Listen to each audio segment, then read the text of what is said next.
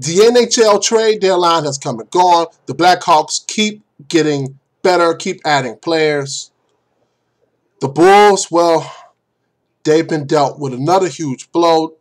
One of their major contributors are out, another one. And all in Chicago are mourning the death of a baseball icon, Minnie Minoso. I am Ernest Shepard. This is the Outside Analysis Podcast. Let's go.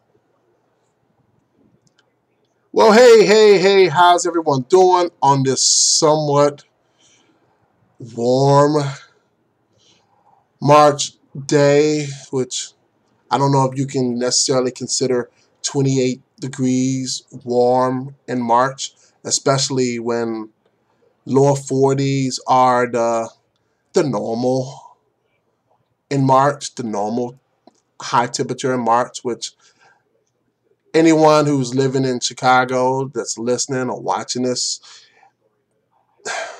we've had a very brutal winter, especially when it comes to February.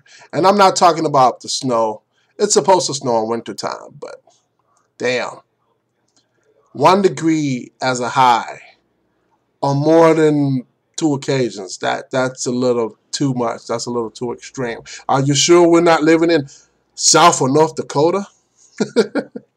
So, how's everyone doing? I hope that you all enjoy what you're listening to. I am Ernest Shepard, the owner, senior writer, and editor of The Outside Analysis, outsideanalysis.com. If you don't know about it, now you know about it. Take a look at us. We got some wonderful things up on the website. Fantasy baseball, basketball coverage, some football things coming up, some boxing coverage. If you need it, if you like it, we will provide it. Just check us out at outsideanalysis.com. Like the Facebook page, facebook.com/outsideanalysis. Don't forget to follow us on Twitter at outsideanalysis. You can follow me on Twitter also at Ernest Shepard. I'll be glad to get into a conversation with you. I'm not that shy, and I don't always talk about sports. So if you have some things that regular real life stuff that you want to talk about, you can have some problems in your love life, you can need some philosophical guidance, or you just want to have a reason to laugh and joke, get at me. I will definitely get back to you. I'm not that type of personality where I don't and won't engage with anyone who tries to engage with me, unlike some of my contemporaries, and I'll leave those people nameless. Opening up, I talked about the NHL trade deadline, and it has come and gone. Looks like the Blackhawks have done the things that they need to do. Now, let me apologize first and foremost. I repeat, I am not the strongest mind when it comes to hockey. I follow the Blackhawks. I watch a few games here and there. I know there are some things that they're missing. Case in point, they need to have a replacement for Patrick Kane, which is hard to replace one of the NHL's best young players. That being said, they got better before the trade deadline closed.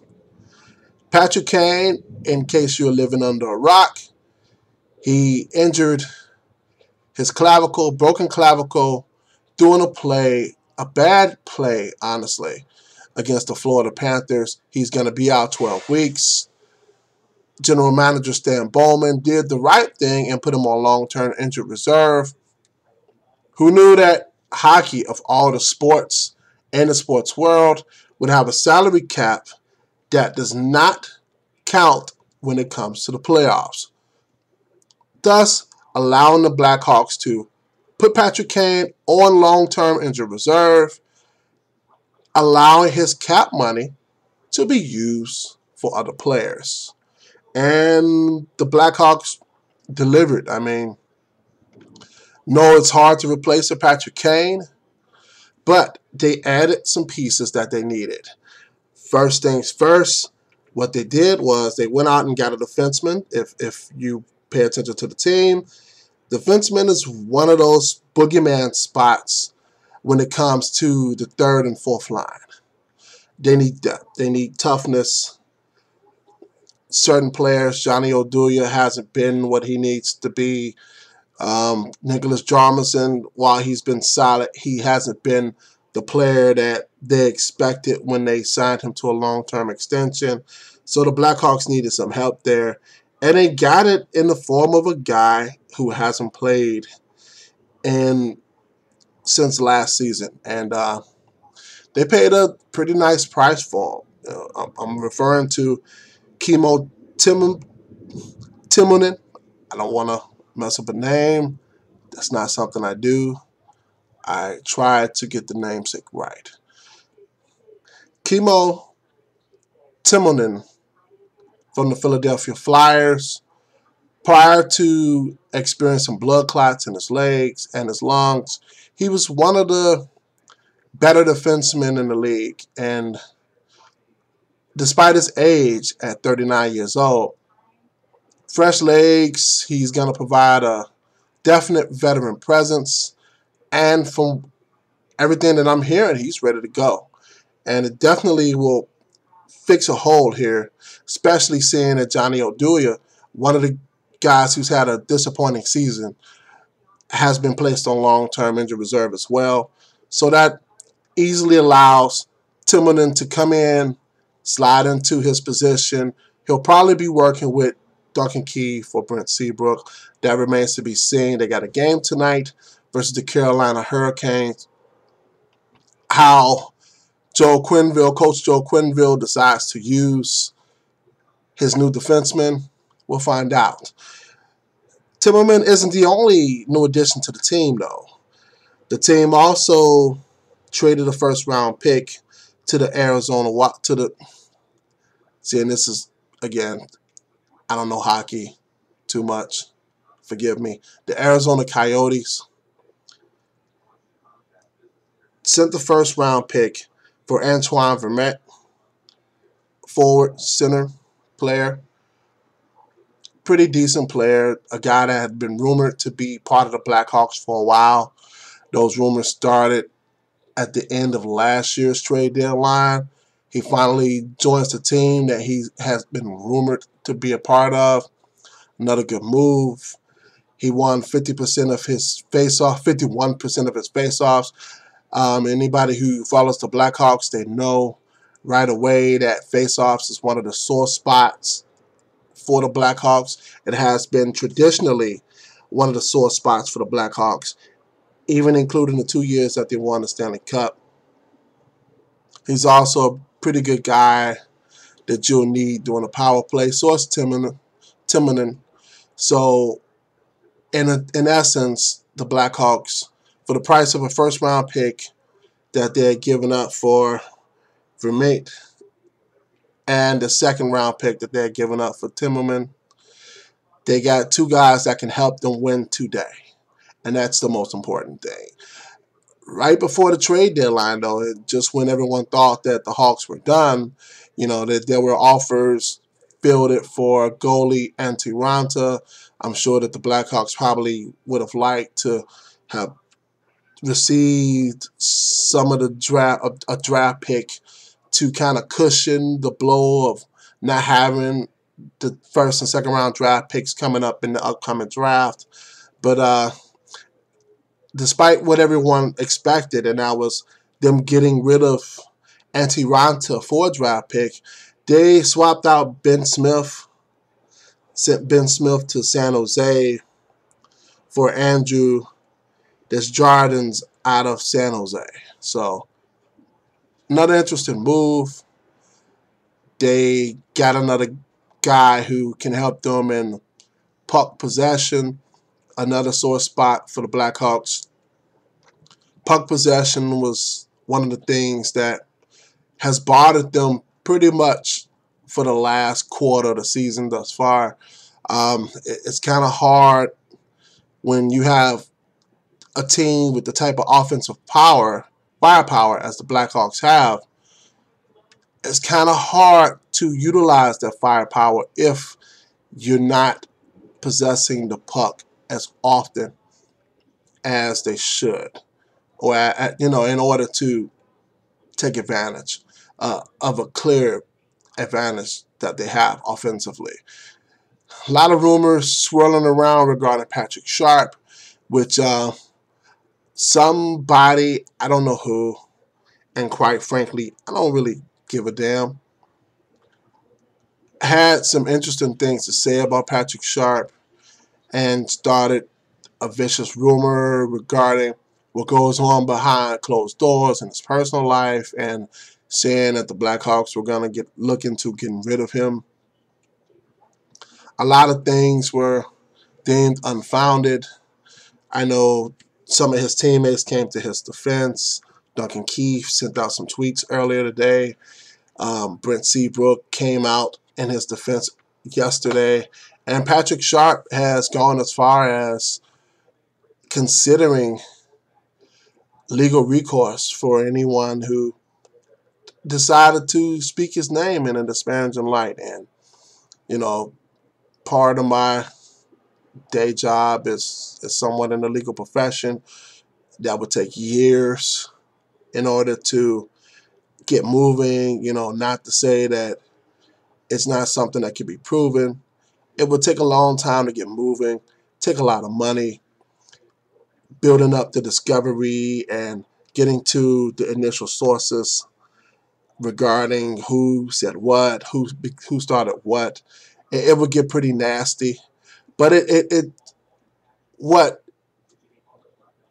bothered Sharp the most was the fact that whomever the source was had some things to say about his personal life. And, myself as an up-and-coming journalist, someone who at some point in time, it is a goal of mine to be on a show as highly regarded as ESPN's Around the Horn, be a guest contributor for First Take or Sports Talk Live here in Chicago. There's a difference between being a journalist and being a hack journalist, just trying to create a story for the sake of creating a story. And what it does, it hurts someone like myself, who honestly am trying to break into this industry and make a name for myself, where it takes away the credibility from people like myself and others who are trying to break in this industry as well. And it will make things much harder in the future for guys and women to come into those doors and actually do the things that they love to do, and that's report and cover the sports that they love. One of the things that, rule number one for me is the integrity. Maintain the integrity of, be it radio, television. A person that doesn't maintain integrity does a disservice to the topics that they like to cover. And there's no place for some of the rumors that I've heard, that I've read. I'm not going to get into that here. It's just, honestly, it's just no place for it. And I'll put it to you this way. It's akin to, in this Facebook and Twitter world, Instagram and all, everybody can see and hear you and, know about you intimately. One of the things that I say is, it's easier for a person to get a Facebook friend request than it is for a person to exchange telephone numbers, which, I think it's backwards. I think with so many intimate things being shared on social media and so many intimate details about a person's life being spread out about, it's different. But it's akin to someone saying, well, Ernest said this or Ernest did that. How do I know? Because it's here, and it's sad, and I hope that what happened with Patrick Sharp and these rumors, a lot of times it ruins teams that are looking to compete in playoffs, in the postseason. It ruins the chemistry. It makes guys look at each other with a sense of mistrust. And journalism, this field that I love, radio, film, sports journalism, writing, it's no place for that. That's just my honest opinion. And I hope that at some point in time, we leave all the trash behind and get back to what journalism is supposed to be. That's all I have to say about that. But I hope that it doesn't affect the Blackhawks going forward with the moves that they made, getting Timonen, getting Vermette, and getting, and I want to be accurate, so bear with me. Getting this Jardins, I think it helps them going forward, unless those rumors ruin the chemistry. Chicago Bulls dealt with another blow. As if a team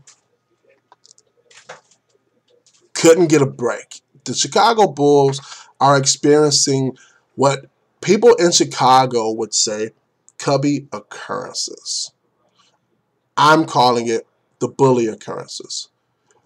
The Bulls needed the luck of health to help them deal with the loss of Derrick Rose, who, in case you're living under a rock, unless you don't follow sports. If you don't follow sports, then I get it.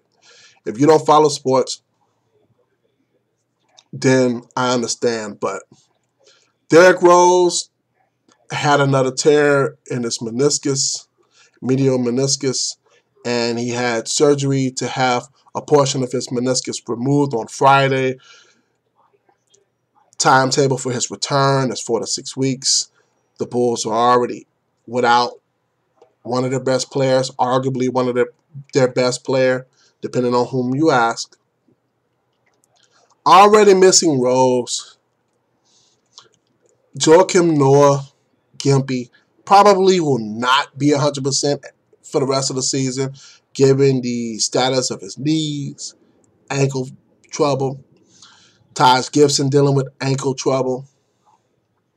Man, this team need a break, Kirk Heinrich hasn't been the guy he needed to be because he has dealt with a few minor bumps and bruises here and there. Mike Dunleavy Jr., who knew that Mike Dunleavy Jr. would be one of the most important Bulls? Not this guy. Not this guy at all. But they lost him for 19 games. And it showed how important he was to the team. And now they're faced with playing without their most consistent, if not their best player, and Jimmy Butler, who a freak accident happened trying to go around a DeAndre Jordan screen playing against the Los Angeles Clippers yesterday. He hyperextended his elbow, and MRI showed some structural damage. Butler's slated to miss 3 to 6 weeks. So, not even a week after the Bulls lose Derrick Rose, they lose Jimmy Butler, one of the top backcourts in the NBA. And it's tough. It's I sound like a depressed fan right now, but I mean, now it's time to see if that depth can work. And the NBA trade deadline is over with. That's come and gone. Not to say that the Bulls were really active. They're never really active when it comes to the NBA trade deadline. I don't know why. Maybe it's a chemistry thing. I get it. But when you see a team that not necessarily has holes, but could use some assurances, as this team needed, getting a guy like Aaron Aflalo, who Went to Portland for peanuts. Getting a guy like Aaron Aflalo would have helped. But no, doing what they do, as they always do. Gar Paxson and Gar Paxson. That's a perfect name for them. Gar Forman and John Paxson sat on their laurels, and they have every right to. They were confident in the fact that they had a team that could compete for a title, and they do. Let me say that right away. They do. Looking at this team on paper, but the team hasn't played up to its capabilities all season long. Sometimes you need to shock things up, some shock and awe. And moving a guy like Kirk Heinrich, and I could care less whether or not he's a Tom Thibodeau favorite. If he's not producing, then, and he hasn't been producing, let me get that out the way right now. He has stunk, and he's lost a few steps. He's never been the greatest shooter in the world. So to not dangle his contract and maybe a first-round pick or second-round pick or peanuts to get another guy in there, the Bulls decided to stick with the people who have gotten them this far. And now it's up to Tom Thibodeau to play the guys at the end of the bench. Guys like Tony Snell, who's been given inconsistent playing time pretty much all season long. He's coming along strong now, but now he's forced to be a starter. And it's coming at a time when, had there been some things in place where he had been given consistent 15 minutes a game, maybe he'd be a little more prepared for it. 15 minutes a game earlier in the season. It's not about winning the sprint. It's about winning the marathon. And the Bulls don't necessarily pace themselves as much as they should. But who knows what's going to happen? Who knows whether or not they're going to go out in the buyout market to get some help. I know that Ray Allen's still available, but I'm not sure if Ray Allen is interested in coming to Chicago, although the playing time is available. But I'm not sure if he's interested in coming here. I know the Bulls will be interested if the interest is mutual. I don't think for one second that he wouldn't be on the plane right now coming to Chicago. That's one, although that's an attractive option, and it's a nice piece to have in the playoffs. Nate Robinson, I love Nate Robinson to death. Good player, great energy, exciting, but he's more of a tweener as far as being a guard is concerned. And Jimmy Butler, 6'7", arguably 6'8", depending on who you ask. That's a lot of size. So to bring in a guy who's 5'7", 5'8", to replace a guy that's 6'7", 6'8", that's asking for a lot. Kendall Marshall's out there, point guard, 6'4". He can play a little of the shooting guard position, but I mean, it's with this team and with the coach that they have in place and Tom Thibodeau, I wouldn't be surprised if neither one of those guys would get playing time anyway. So it's honestly it's a moot point. So everything rests on Aaron Brooks and Tony Snell, and I hate to admit it, Kirk Heinrich, who hasn't done some of the things that I expected him to do. Another guy who I'd like to see get playing time, but hasn't necessarily shot the ball well, is E'Twaun Moore. That'll be another guy who I would be interested in seeing get some extra added time. Defensively, he's been solid, but again, he's another guy that's been given inconsistent minutes. Doug McDermott, who could probably play a little shooting guard, hasn't gotten off the bench with the exception of garbage time. And if you follow the Bulls like I do, you know that garbage time for the Bulls is the last minute of the game. And that's not enough time to get any playing time. So just when the team needed a break, they don't get one. And unfortunately, I think this injury is, as far as the regular season standings go, it's a death blow. But if there is a light at the end of the tunnel that's not necessarily a train, Butler will be well rested come the time for the playoffs. And that might actually help as far as adding in a body to help them. I personally don't think the Bulls should go the route of a guard. I think they need a big. I think they need a rim protector. Because the one thing that they do have, albeit Aaron Brooks has played fabulous this season, Tony Snell is coming on strong. Doug McDermott can get some minutes now. Kirk Hinrich, not so much, but maybe it's time for him to step up. Etwan Moore is there, but they need a rim protector. And I'm not willing to bank on Noah's knees right now. And no one knows the full health status of Taj Gibson. You have a guy like JaVale McGee out there. He's available. He's a rim protector. He can block some shots. Not necessarily a great offensive threat, but he's a guy that does some of the things that Thibodeau needs in a front court player. And he's a guy that can help them go up against a team that has size now like Cleveland.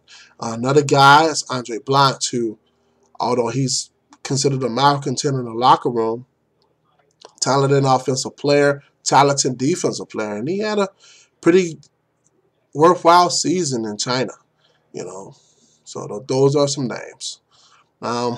Before I go, and this is almost the end of my time, you're listening to the Outside Analysis podcast. First time on audio and video, so you'll be able to check this out on the website. You'll be able to go to iTunes to check out the audio podcast. Go to the YouTube page to check me out as well. Like us on Facebook, outsideanalysis.com not outside analysis. See, I'm plugging the site. Facebook.com/outside analysis. Like us. Tell your friends to like us. Follow us on Twitter at Outside Analysis. Follow me on Twitter too at Ernest Shepard. We can get at each other, can share some sports war stories. I actually like to talk to people.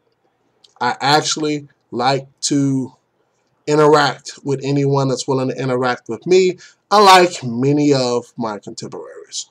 So that's the one thing that I offer different. Also, I want to put some pressure on these people before I get out of here. I want to be a part of a show. So if you like what you hear, you enjoy my conversation, send letters, send tweets to your favorite radio stations that cover sports and say, hey, this guy, Ernest Shepard, he's actually pretty badass. I think you should have him at your station. I greatly appreciate that. Just a little pat on the back and some self-promotion. Before I get out of here, I have one thing to say. One of my favorite sports icons of all time is Manny Minoso. First black Cuban player in the major leagues. Hearing about his passing at 90 years old, it's not necessarily sad. It's sad in a sense of he's the second baseball icon that Chicago has lost in about a month's time. Never had a chance to meet him. Wish I did. Had I think my life would be more blessed than what it is right now. I just want to take time out to offer my condolences to him, his family, and all those who care about him. Well, that's all I have. I am Ernest Shepard. Thanks for listening to the Outside Analysis podcast. I hope you all enjoyed what I had to say. Have a great one.